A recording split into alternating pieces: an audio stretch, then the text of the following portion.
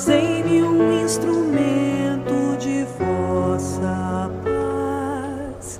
Onde houver ódio, que eu leve o amor. Onde houver ofensa, que eu leve o perdão. Onde houver discórdia, que eu leve a união. Onde houver dúvida, que eu leve a fé. Onde houver erro, que eu leve a verdade. Onde houver desespero, que eu leve a esperança. Onde houver tristeza, que eu leve a alegria. Onde houver trevas, que eu leve a luz.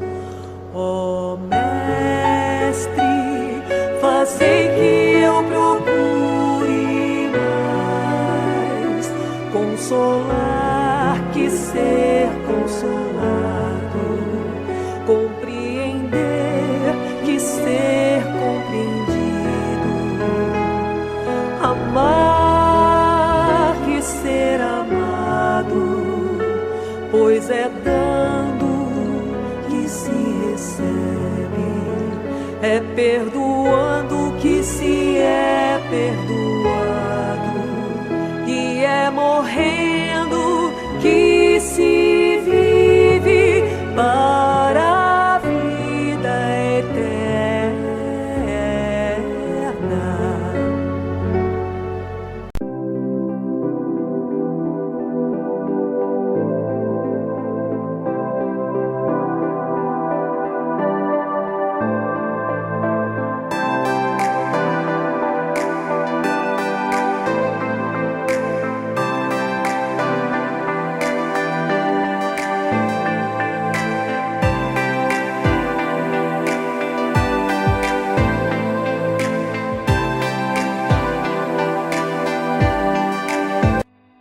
Capítulo 4.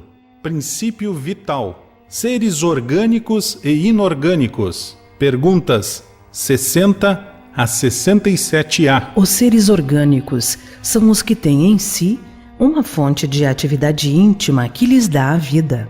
Nascem, crescem, reproduzem-se por si mesmos e morrem. São providos de órgãos especiais para a realização dos diferentes atos da vida. Órgãos apropriados às suas necessidades de conservação. Compreendem os homens, os animais e as plantas. Os seres inorgânicos são todos que não possuem vitalidade nem movimentos próprios e que se formam apenas pela agregação da matéria. Tais são os minerais, a água, o ar, etc. É a mesma a força que une os elementos da matéria nos corpos orgânicos e inorgânicos? Sim, a lei de atração é a mesma para todos. A diferença entre a matéria dos corpos orgânicos e a dos inorgânicos? A matéria é sempre a mesma, mas nos corpos orgânicos está animalizada. Qual a causa da animalização da matéria? Sua união com o princípio vital. O princípio vital reside em algum agente particular? Ou é apenas uma propriedade da matéria organizada? Numa palavra, é efeito ou causa? Uma e outra coisa. A vida é um efeito produzido pela ação de um agente sobre a matéria. Esse agente, sem a matéria, não é a vida, do mesmo modo que a matéria não pode viver sem esse agente. Ele dá a vida a todos os seres que o absorvem e o assimilam. Vimos que o espírito e a matéria são dois elementos constitutivos do universo. O princípio vital formaria um terceiro? É, sem dúvida, um dos elementos necessários à constituição do universo, mas que também tem sua origem na matéria universal modificada. É para vós um elemento como o oxigênio e o hidrogênio, que, entretanto, não são elementos primitivos, pois que tudo isso resulta de um mesmo princípio. Parece resultar daí que a vitalidade não tem seu princípio num agente primitivo distinto, mas numa propriedade especial da matéria universal devida a certas modificações. Isto é a consequência do que dissemos. O princípio vital reside num dos corpos que conhecemos? Ele tem sua fonte no fluido universal. É o que chamais fluido magnético ou fluido elétrico animalizado. É o intermediário, o laço entre o espírito e a matéria. O princípio vital é o mesmo para todos os seres orgânicos? Sim, modificados segundo as espécies. É ele que lhes dá movimento e atividade e os distingue da matéria inerte, pois o movimento da matéria não é a vida. Ela recebe esse movimento, não o dá. A vitalidade é um atributo permanente do agente vital ou somente se desenvolve pelo funcionamento dos órgãos? Só se desenvolve com o corpo. Não dissemos que esse agente sem a matéria não é a vida? É preciso a união das duas coisas para produzir a vida. Pode-se dizer que a vitalidade se acha em estado latente quando o agente vital não está unido ao corpo? Sim, é isso. O conjunto dos órgãos constitui uma espécie de mecanismo que recebe impulsão da atividade íntima ou princípio vital que neles existe. O princípio vital é a força motriz dos corpos orgânicos, ao mesmo tempo que o agente vital dá impulsão aos órgãos, a ação deste entretém e desenvolve a atividade do agente vital, mais ou menos como o atrito produz. Porque o fluido vital está ligado ao corpo físico, mantém a vitalidade do corpo físico, mantém o funcionamento do corpo físico e a comunicação entre todas as partes do corpo. Cada planeta tem um fluido universal já modificado. Não é o fluido universal puro. Já é um fluido universal modificado, adaptado para aquele planeta. Então, o fluido universal da Terra, o fluido da Terra, que envolve a Terra, já é um fluido universal modificado. E o perispírito de todos os espíritos que estão evoluindo na Terra é formado desse fluido cósmico modificado. Olha que interessante. Do fluido universal de cada globo. Razão porque não é idêntico em todos os mundos. Passando de um mundo a outro, o espírito muda de envoltório, como mudar de roupa. Interessante, né? Então, se um espírito sai de um planeta para viver em outro, ele tem que reconstituir o perispírito dele. Ele perde o perispírito. Fica um campo. Corpo mental. É como se mudasse de frequência. Fica um campo. E aí ele tem que ir naquele orbe e absorver o fluido cósmico modificado daquele orbe. É bonito isso, porque o Emmanuel vai dizer, por exemplo, na Terra, né? Jesus e os espíritos puros, a comunidade de espíritos puros que cooperam com ele na formação e na manutenção do globo, criaram uma modificação que dá ao fluido da Terra. Então, que é única, né? Que é única. É uma obra de arte. Então, toda a base fluídica da Terra é um fluido universal modificado. Eles modificam isso e aqui passa a ser a matéria de base para todos os fluidos da Terra, inclusive todos os perispíritos, de todos os espíritos. Não é só de espírito inferior, inclusive os espíritos, o mais evoluído espírito da Terra, que está ainda na Terra, o perispírito dele é formado desse fluido. Como é que o espírito, como é que ele mostra a sua individualidade? E aí os espíritos falam, todo espírito continua a ter um fluido que lhe é próprio, aurido na atmosfera do seu planeta e que guarda a aparência de sua última encarnação, seu perispírito. Não é? Então, é um fluido que lhe é próprio. Então, cada perispírito, não há um perispírito igual ao outro, porque a mente de cada espírito modifica. Então, você tem uma média, mas igualzinho não é, e ele aure da onde? Da atmosfera do planeta, que é o fluido cósmico modificado daquele planeta. E a aparência, geralmente, é da última encarnação, mas se o espírito, quanto mais superior, mais liberdade tem, né? Então, fala, agora eu quero me parecer o que eu era 1000 anos atrás. Não, agora eu quero mais alto, mais alto. quando fala sobre, o Kardec vai escrever um ensaio sobre a sensação, ele diz assim: o perispírito é o laço que a matéria do corpo prende o espírito. Por isso que é esse fluido. É laço que tira do meio ambiente, do fluido universal. Participa ao mesmo tempo da eletricidade, do fluido magnético e até certo ponto da matéria inerte. Poder-se dizer que é a quintessência da matéria. É o princípio da vida orgânica, porém não o da vida intelectual, que reside no espírito. Então, só para deixar claro que o fluido vital está impregnado no perispírito que o transmite ao corpo.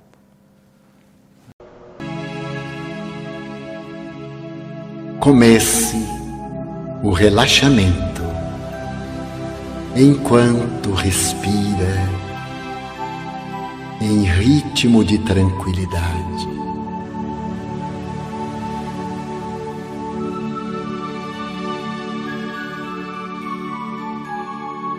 A vida moderna proporciona-nos pressões psicossociais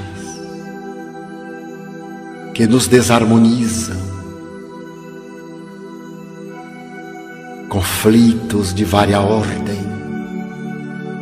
que nos desajustam, dificuldades que são desafios existenciais que nos desanimam. Mas agora você vai poder libertar-se de todas essas aflições, enviando ao seu inconsciente, numa reprogramação mental, tudo aquilo quanto se lhe faz necessário para uma existência saudável, harmônica. Visualize uma montanha. Agora você se transfere para lá.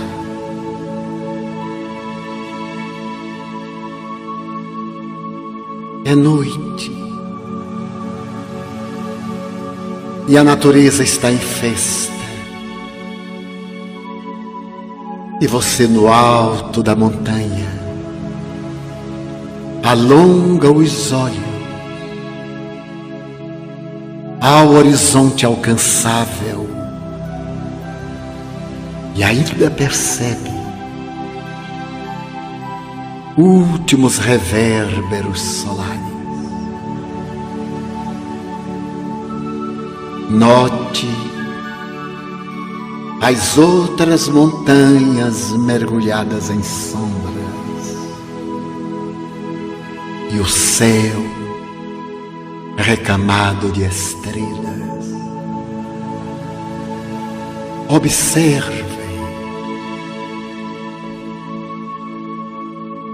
Você está só na imensa montanha. É um momento muito importante da sua vida. Medite numa coisa de alto significado, profunda, grandiosa. E quando eu contar 3, faça-lhe o pedido. Pense no que você vai pedir. Pense.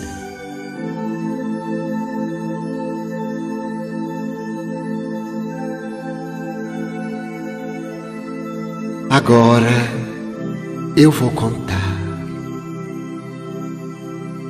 1, 2, 3. Agora peça.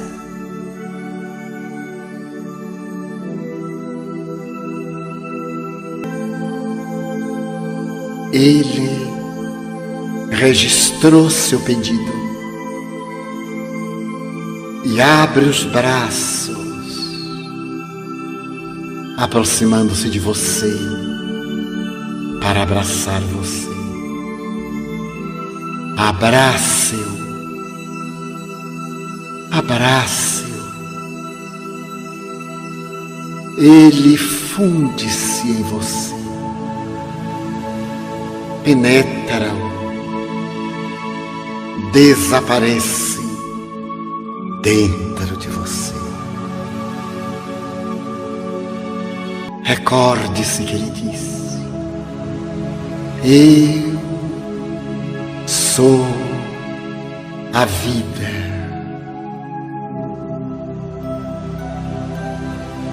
Ele agora está em você, impregnando-lhe o espírito imortal, triunfador. Não volte mais à melancolia. Não acalente futuros desencantos. Não se permita tormentos injustificáveis. Ele está em você. Diga então: eu sou vida.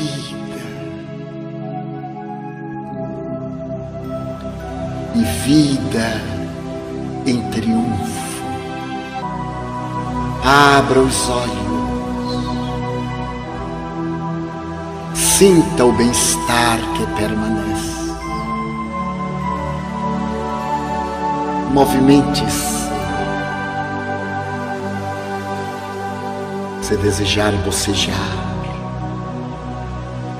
espreguiçar-se, haja, porém, o que houver. Não se desvincule da sensação de bem-estar que você trouxe do monte ou da montanha. Mantenha essa sensação e repita periodicamente a experiência, ajudando Jesus a atender o seu pedido mediante uma atitude positiva, através da mente idealista, por meio de um coração pacificado e graças à transformação interior para melhor que você operará na sua atual existência para permanecer feliz.